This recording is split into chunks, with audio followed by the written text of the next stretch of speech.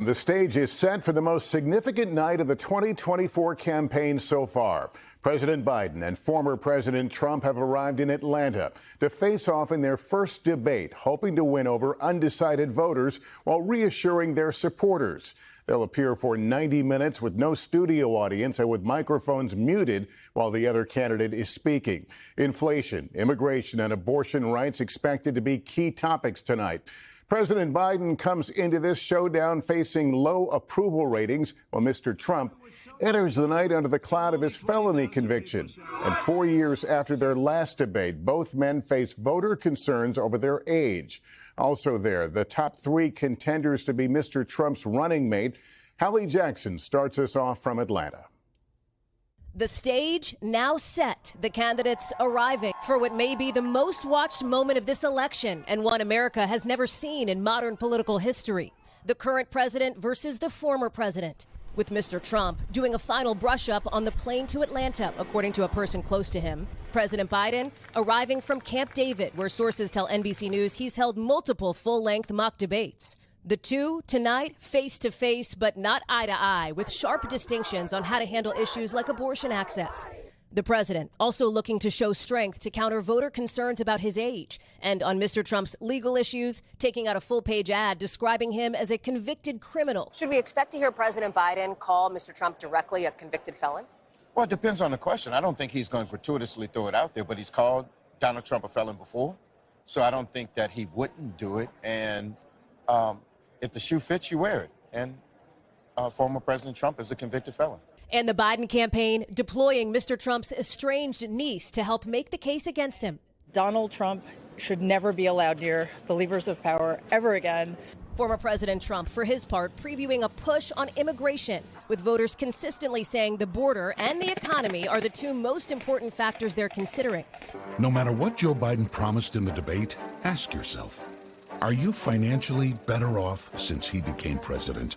Mr. Trump has said his running mate will be in Atlanta tonight, but he hasn't said which of the top contenders he'll choose. J.D. Vance, Marco Rubio, Doug Burgum, as allies suggest Mr. Trump may rein himself in on stage.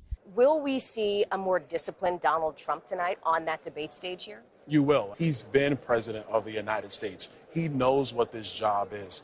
He knows the issues and the ways to fix this country. And then he's looking at a man who's done a terrible job. It's not clear if the two opponents will shake hands, as is tradition, in a studio with no live audience and with microphones muted when it's not their turn to speak. Some new national polling shows Mr. Trump narrowly leading President Biden, although within the margin of error. And tonight may make a difference. 16% of voters say they're open to changing their pick based on tonight's performances.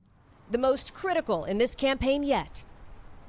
Hallie joins us now from the spin room tonight, where the debate is just the beginning of a new push for both campaigns. That's right, Lester. After their surrogates hit the spin room here in Atlanta, both candidates are hoping to take whatever momentum they get from the debate on the road to rallies. President Biden set to head to North Carolina, former President Trump to Virginia. Lester. Hallie Jackson starting us off. Thanks. And joining me now, Kristen Welker, moderator of Meet the Press. And Kristen, this is a critical moment. There's a scorecard here. But what does each side need to do to feel like they succeeded this evening? Great question, Lester. Well, aides to former President Trump tell me they are advising him to deliver a measured performance tonight after that previous debate in 2020, where he was harshly criticized for interrupting repeatedly. Meanwhile, for President Biden, who's trailing in key states and needs to shake up this race, critical for him tonight to counter polls that show voters have concerns he's not up to the job and to come across as tough against Mr. Trump. Lester. And Kristen, we have both moderated presidential debates. The rules in this one are a bit different than what people are likely normally see. Yeah, you're right about that. In fact, the new rules are going to be center stage as much as the candidates will be, particularly this change where they will mute the mic of the person not speaking. Hallie just talked about that. So the big question, will we get to see those clashes that often define a debate?